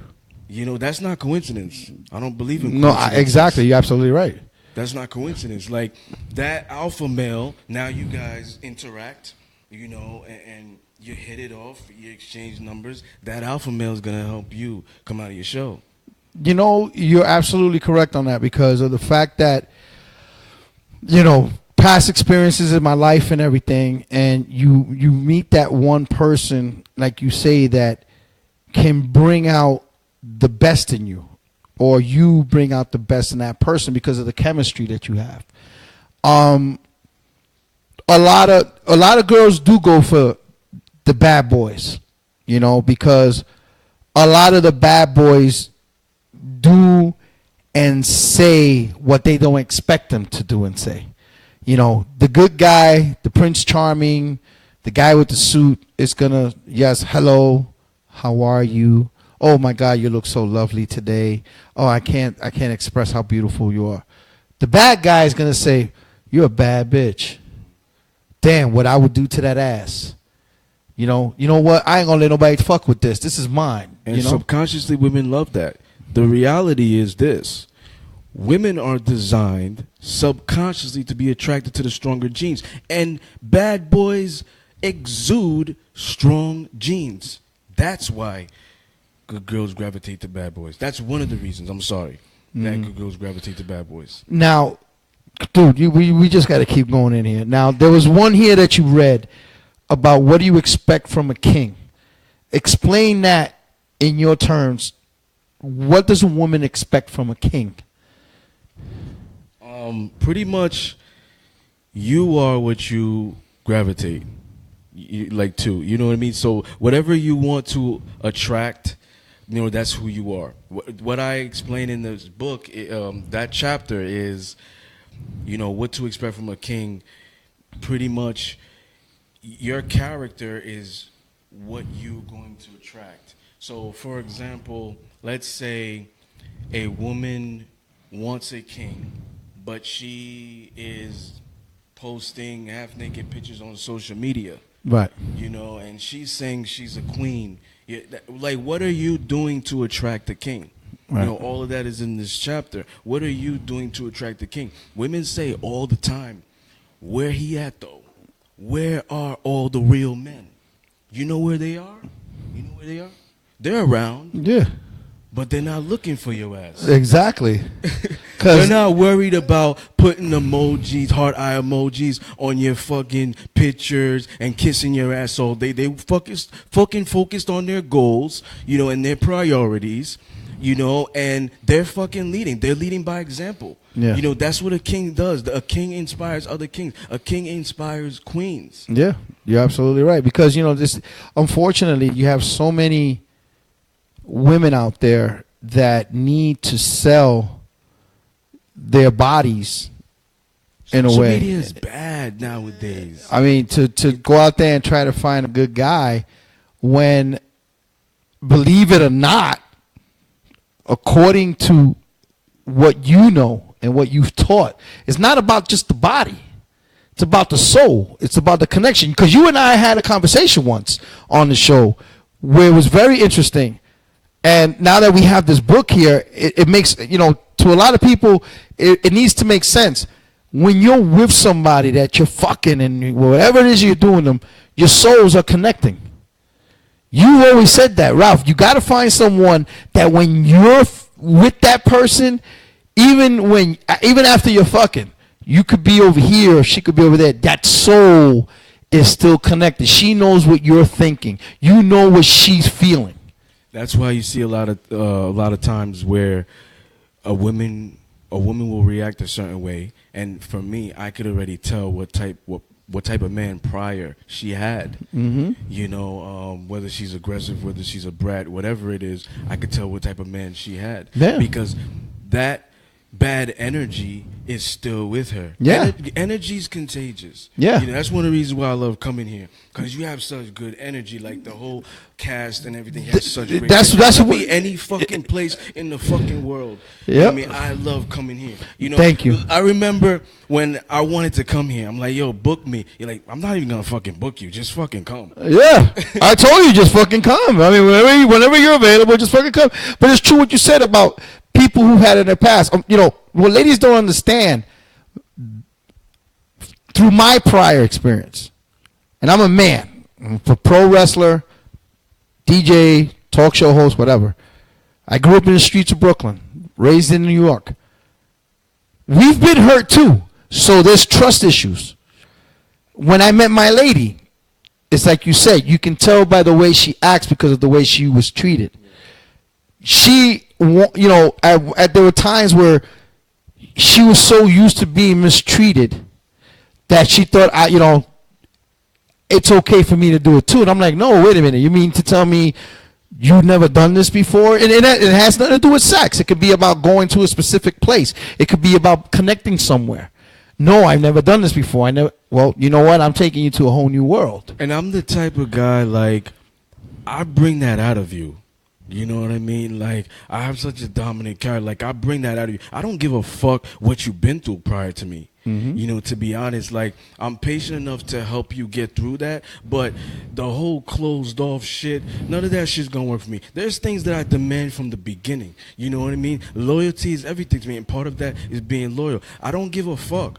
I don't desire it or crave it. I fucking demand it because I know what I'm going to provide to you as a woman, mind, body, and soul. Yeah, absolutely. I fucking deserve it. You know, and when let's get the misconception out there. This man is not the type of guy who is going to tell something to a woman to do to harm her. Let's get that out the way. You heard what he said. He doesn't coerce a woman to do anything against her will. Exactly. He's not doing this. The book is not about being a predator. The book is about bringing out something out of someone. Am I correct? You know, I'm going to go home and read this. My lady's going to want to read this. Yeah, I got a book for her. Oh, Margie, you heard right? He got a book for you, honey. You know, but I want to get that stereotype out the way. This man, what he does is not to be disrespectful to women, because the women that he's doing this with, they want this. Well, and not to cut you off, I'm sorry. That's the thing with the lifestyle. Like, you cannot engage in this lifestyle if there is no foundation, and the foundation consists of trust and respect. And one of the things I've written in this book is, a man is not going to respect you if you don't trust him. And a woman is not going to trust you if you don't respect her. You got to give each other something to respect. Yeah. You know, and, you know, trust and respect go hand in hand. With no trust, there's no respect. And if there's no respect, there's no attraction. Right. Damn, I'm fucking good, man. I taught you what. You should know that damn right. You should have your own goddamn talk show. That's what you should do. Now, what the book is self-explanatory. It's the seduction of discipline. It's discipline within yourself. You know, it's not discipline does not mean gotta hit her. Punishment. Yeah. It doesn't mean you gotta punish them. Doesn't mean you gotta hit them, swear at them. You know, it's a seduction of what you feel inside. And what they don't understand with me is, I'm a calm, laid-back guy. Dude, let me tell you. My subs will tell you, like, I'm a calm, laid-back guy. Like, I'm not a savage. Only way beast mode comes out is during misbehavior or when we fuck. That's it. Like, other than that, I'm calm. This is what this lifestyle entails. It's supposed to be peaceful and serenity. Like, It's respect and trust. Hey, come on, think about it like this. What woman you ever heard tell you, "Oh, I want you to fuck me like David Banner"? Tell me the truth. How many women have told you, "I want you to fuck me like Pee Wee Herman"? No, they want you to fuck them like the Incredible Hulk. Soon they're gonna say, "I want you to fuck me like Discipline explains in this book." Yes, exactly. Because I'm gonna steal some moves from you. I'm gonna tell you that right now. I'm gonna steal some moves from you. That's one of the things about this book. Also, I bought handcuffs. I keep cutting you off, but I'm not here to take part. I'm here to take over. Okay. Here's Do the your thing. Here's the thing. Like, this book is like a 18-in-1, and I did that on purpose because of, like you said, the misconception with so many people like, "Oh, this is rough sex. This is kinky." You know, there's different paraphilias in here. I have chapter 3 substandards. It speaks of the different female orgasms. Okay. The cervical orgasm, throat orgasm, anal orgasms. You know, some women like anal, some women don't. Right. Some women get off of it and they don't know how and why they get off of it. It's all in this book. Why they get off of it. I have a chapter 32, sexual chemistry, or emotional connection. You know, I have so many different things in this book because there's different type of women everywhere. Like in chapter 5, Life of a Dominant, I explain how Biggie in One Chance said, "Black and ugly as ever. However, I stay coochie down to the socks, ring, chain, and watch." You know, pretty much what he's saying is, I'm ugly, like, but I dress nice, I smell good, and I got money, I still get women. Yeah. You know, and then on the other tip, you have sapiosexuals. And if people don't know what sapiosexuals are, it's individuals that find intelligence sexy. They're aroused by intelligence. That's a paraphilia. Yeah, I got a couple of guys that love women with glasses on because they feel like, "Oh my gosh, she's smart. She's beautiful." Well, that's not always the case. Yeah, because I've seen some dumb bitches with glasses on, you know, but that's another story, another show. But no, well, what you're saying is absolutely right. You have different women who love different things, like, you know, the sapiosexuals, where a guy like me who's muscular, you know, muscles and tattoos, she won't be attracted to, you know, unless I intrigued her here. You know, she can't give me her all until I get here. You know, and that is one of the things I've written in chapter 3, the psychological sub. You know, in chapter 3, I speak of the different subs, the bottom, the every woman is submissive. Let's get that down. Okay, I damn right, damn fucking right. But to an extent, because you have, like in chapter 3, the bedroom sub, where only in the bedroom is where the power exchange takes place, and that's where it stays. Yeah. When the door opens, they go back to their vanilla lifestyle. Either she's running a relationship or whatever it is. Exactly. You know, and then, you know, I have the psychological sub, where she doesn't necessarily need to be in love with you to relinquish control, but she needs to be penetrated mentally. Yeah. And that way she'll be able to relinquish control. And then I have the slave with the sub with a slave heart, where the sub with the slave heart will only relinquish control if she's in love with her dominant, but and she also craves the dominant's love. Yeah. So in order for her to give her all, she needs to have that emotional connection. You know, this is the greatest book in the fucking world, because there ain't no fucking book there isn't on the fucking shelf right now that's gonna have all these things. Listen, I'm gonna tell you right now. I mean, I read the reviews. Okay, I'm being sincere here. You know, if you've been on the show, you know we hold no boundaries. I have read the interviews, and a lot what I have read was, I can't put the book down. This opened up a new doorway on things in my life personally. Quite frankly, I'm sorry. The reviews aren't gonna do too much unless Oprah's saying this book is hot. Listen, right now, if Oprah, let me tell you, Oprah Winfrey. I got celebrities reading this book, man. Oprah, let me tell you, Oprah's a freak, just like we are. Okay, Oprah right now is reading this book, eating a ham sandwich, and she's saying, "God damn, if I still had my show right now, I'm gonna put this man." Well, you know what, Oprah, put this man on your show. Because you ain't never had a guy like this on your show. All right? Ellen, we know where you swing. But when you read this book, you want to come back to the dark side because you know we got cookies. I'm going to keep it real with you. Okay? You can't get any better than this. You can't get any better than this. I'm not saying this because he's here, because the man knows me. He's been on my show. He knows I've always been truthful. If your stuff is garbage, I'm going to tell you it's garbage. But he's been here 4 times now. 4. Everything is about rapport. I mean, if I was a dick, even if I was good, you still wouldn't have me here. Right. Everything is about rapport and connection. You know, we connected, right? The man, you know, he does his thing, I do mine. But at the end of the day, we're both men, and we see what needs to be seen. A lot of you young guys out there that can still read, buy the book. Learn something. You don't have to be, you don't have to tie her up. You don't have to chain her up. There's other ways that you can make a woman come without touching her. And that's the thing with BDSM. When people hear the term bondage, they automatically think what you just said. Exactly. But we're all in bondage. They're damn right. Whether it's financially. Yes. You know, let me tell you something. The rent is holding me down.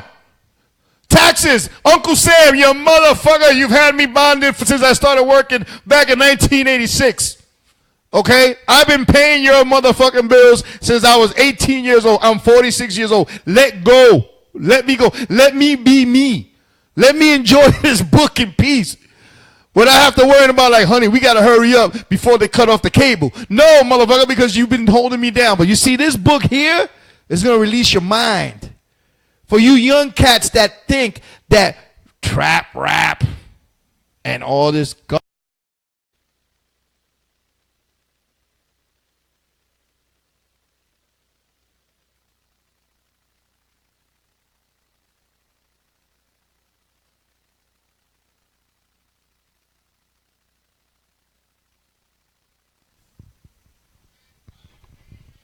Ladies and gentlemen, it's the R&R Show. We are back. We are live with EL Discipline and the seduction of discipline. And I must say, I'm very, very, very, very, very impressed with what I read, what I seen with this young man. I'll tell you something I want to say, and I want you to allow me to say this. Here's an African American Hispanic male, tattoos all over his body. Muscular, good-looking guy. The first thing half of you people are going to say, he's a rapper. He's into thug life. And that's one of the covers of the book. See? No, but I don't mean to cut you out. There's something I want to say. Don't judge the book by its cover. That's what I was going to say. This man is a very well-spoken young man. There are times where I scream at him, put some bass in your goddamn voice when you talk to me. And he knows this, and I'm not playing. I'm like, come on, man, you're too humble. Cut the shit. Come out like, he's like, hello, my name is Discipline. What do you mean, hello, my name is Discipline? Yo, you gotta be out there, yo, what's up? I'm Discipline. You know what I'm saying? I fuck with him. He knows that. But he's an educated young man. Okay? He put his heart and effort into this book. Everything that he's learned, everything that he's taught, everything that he's doing, he put into this book. You don't get that from thugs. You don't get this from guys who just want to put trophies of pussies that they conquered or that they hit. You know how you conquer the pussy? When it stays with you, when it's loyal to you, when it says, that's mine, that's his pussy. Let him do whatever he wants to do. You can't teach ambition. You can't. That's what it is. I'm from Flatbush, Brooklyn. That's it. You know what I mean? Most of the cats that I grew up with are either still hustling, dead, in jail. Yeah. You know, you can't teach ambition. They don't teach that in school.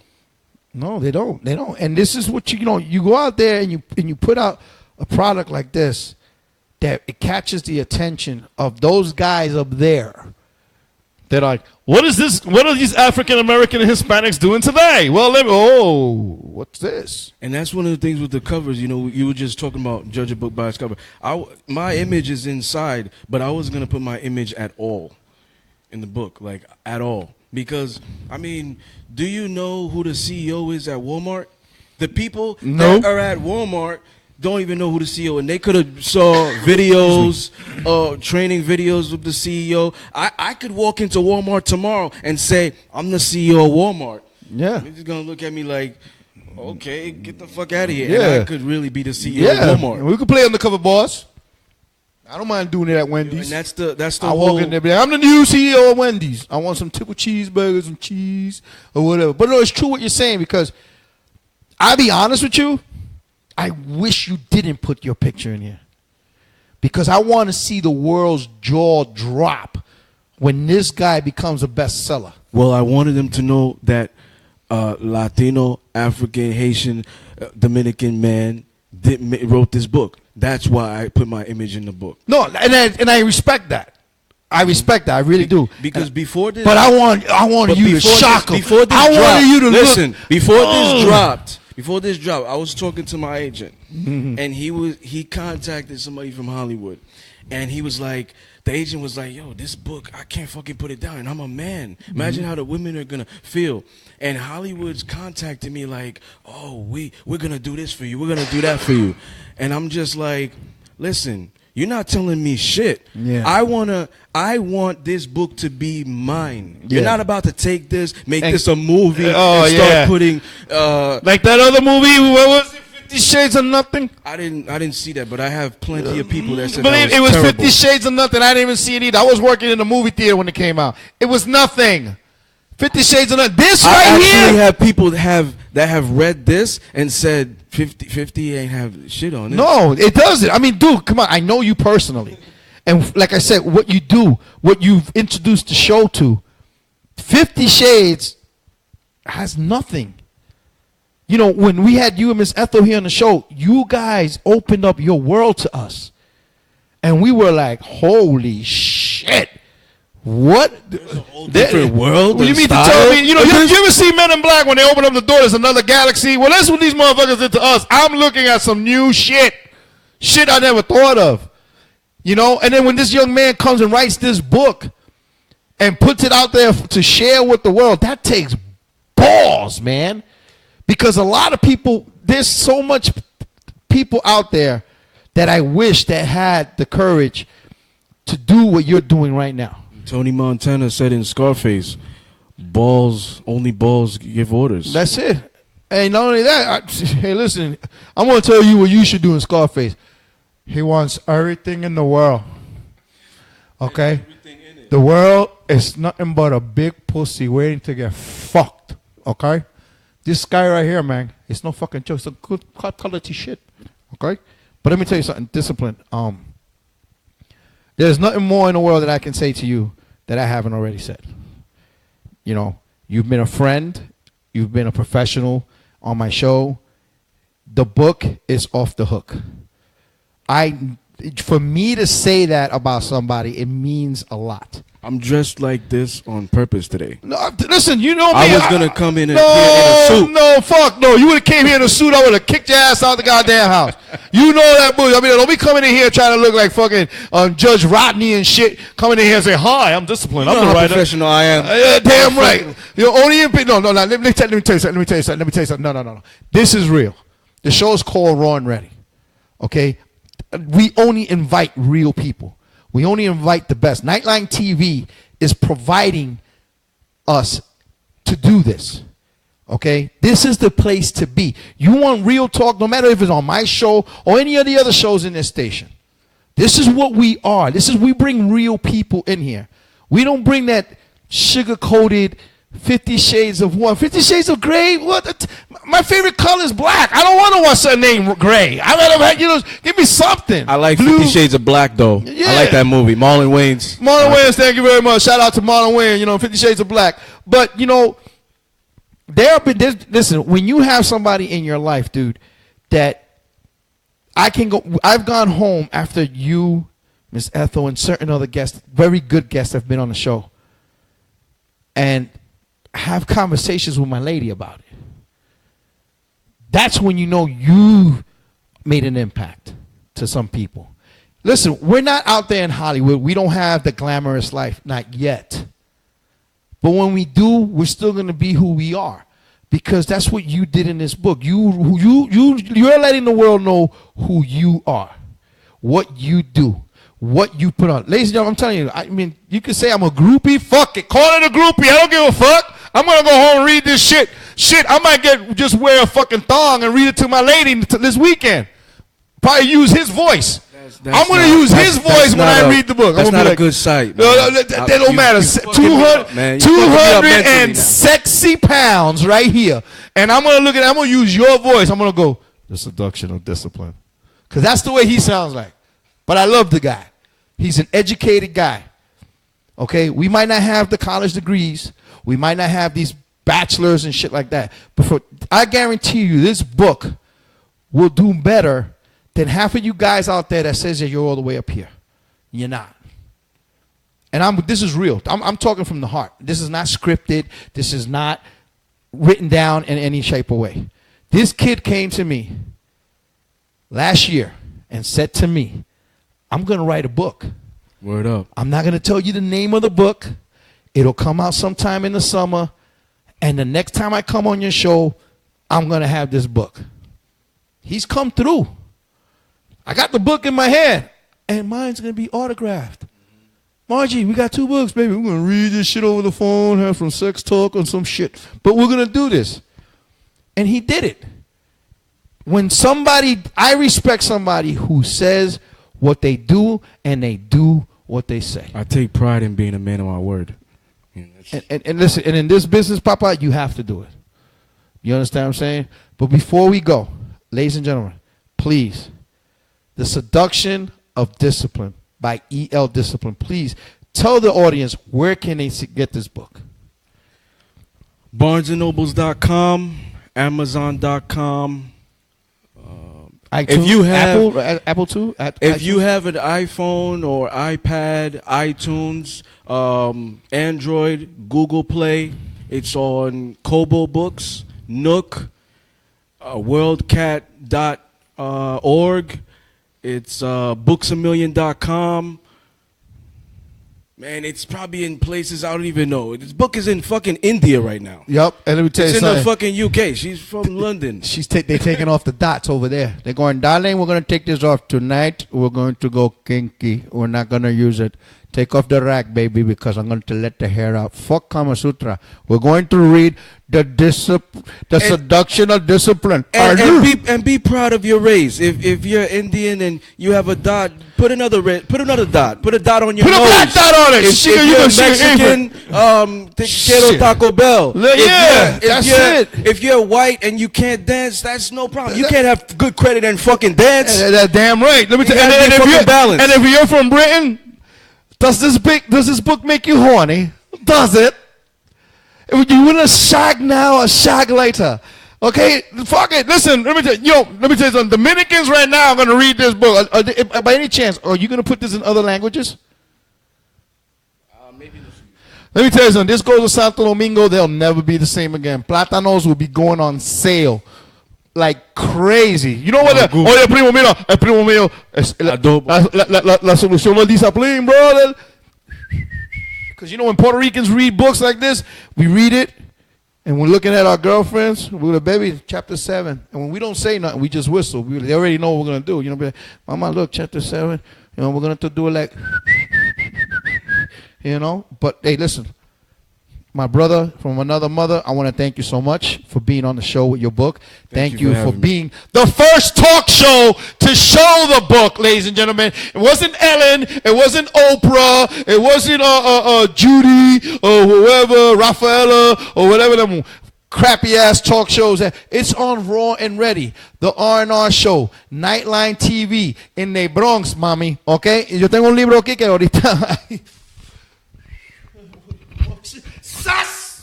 Old school. You know what that means, right? Old school. You know what I'm saying? You're always doing some freaky shit. Can you just today be normal? Dude, it's your fault. You're the one who fucking brought out the freakiness in me. When I read that chapter, I'm going to take that pussy. I'm going to rip it. Nigga, come on, man. Come on now. I still got the hat you gave me. I wear it when I'm in, right, honey? I wear it sometimes. It's wink, wink. Boy, I'm telling you. Anyway, to vouch for you. Oh, wink, wink. Baby. The hat. The black one. with the white letters. It says discipline on it. You know which one I'm talking about, baby. Now we got books. Again, ladies and gentlemen, E.L. Discipline. The book is called The Seduction of Discipline. The disruptor of the status quo, the exception and not the rule. Yes. Mr. The best in the world at what I fucking do. And it can't get any better than this. It's right here. I got it in my hands. Honey, I got you a copy. Karma, we also got you a copy. Yeah, Karma. Because we know you've been Shout out looking to for a Karma. man. Hopefully this will help you. I'm only kidding. I love you, miss you. Can't wait to have you back. Again, ladies and gentlemen, E.L. Discipline, the R&R Show. You see her in the back. I'm taking her home. Put it on the bed, and we're going to talk later. I can't get any better than this. Again, thank you so much, my brother. I appreciate you. We'll be back next Appreciate week. Of course, again, September 2nd, Bad Blood, Mala Sangre. I'm part of a 19-man battle royal. I might have a shot. Let's see what happens. Thank you so much for tuning in. This is the R&R Show on Nightline TV. Good night, and God bless.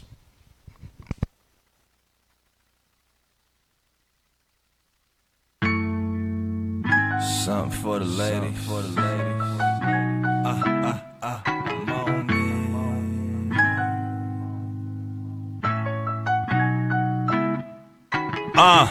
We gon' play a little game. I'm thinking role play.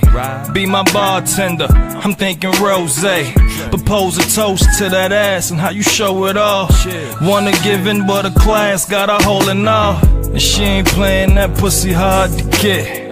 I reply, shit not as hard as my My capabilities and got a nigga arrogant. Wouldn't ask for the job if I couldn't manage it. But pour another glass, kick back, wind down. I got you undivided, it's my time now. She under the influence and she into it. And every part of that body I plan to tend to it. Sugar thing, what it do? I'm tryna see if you wanna come through. Rose rendezvous, a rose rendezvous. Got a bottle right with me, and if you tryna come through, just hit me. For a rose rendezvous, that's right. For rose rendezvous, that's right. We hit the bottom and that bottle, she climbing on top. No destination to this ride, we going non-stop. She don't need luggage, exempt from a pad. Cause once you go Frankie, it ain't no going back. They say a drunk nigga speak a sober word. If I say it, I gotta own it, girl. You'll be waking up with a hangover. Send a text like I'm glad that I came over. Anticipating the sex. These niggas talk about it, I demonstrated the best. So why wouldn't you keep in contact? I think we both could agree I got that comeback. Sugar thing, what it do? I'm tryna see if you wanna come through. For a rose rendezvous, a rose rendezvous. Got a bottle right with me, and if you tryna come through, just hit me. For a rose rendezvous, a rose rendezvous. Sugar thing, what it do? I'm tryna see if you wanna come through. For a rose rendezvous, a rose rendezvous. I got a bottle right with me, and if you tryna come through. Hello? I apologize.